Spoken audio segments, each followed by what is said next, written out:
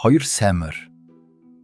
Эрт урд цагт хол газар худалдагдсан хоёр морь их нутгаа санан харихаар гүйж явжээ.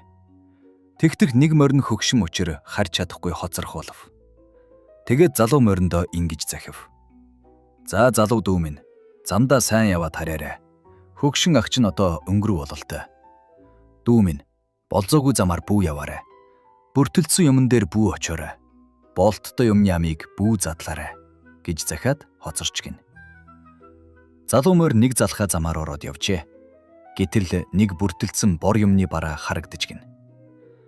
Түүнийг очиж үзэх юмсан гэж бодоод тэс чадалгүй гүйж очтол уутанд хийсэн юмны ам нь боодогтой бөгөөд дотор нь амтан байгаа бололтой хөдөгж байжээ.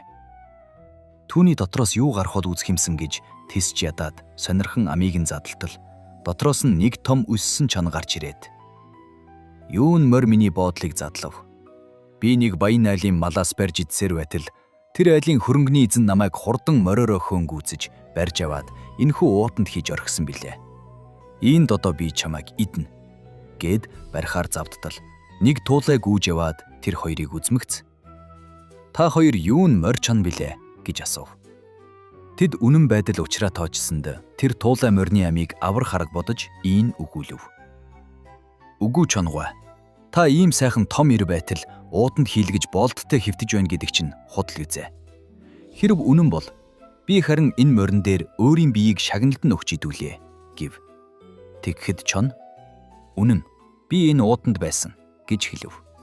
Туулай эрхэм чон та энэ уутанд яаж багтах вүлээ гэв. Би нүдээр үзэхээс нааш үнэмшихгүй гэхэд чон морь тууза хоёрыг хоёуланг нь идэн гэж бодно. Нөгөө уутандаа дахин ороод толгоогоо хараахан дард оруулаагүй байтал туулай.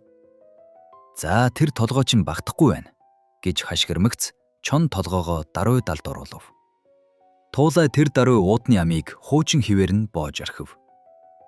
Ингээд өчүүхэн биетэй боловч арга олонтой туулайн ачаар залуу морь ам гарч нутагтаа харж амар сайхан жаргасан гин.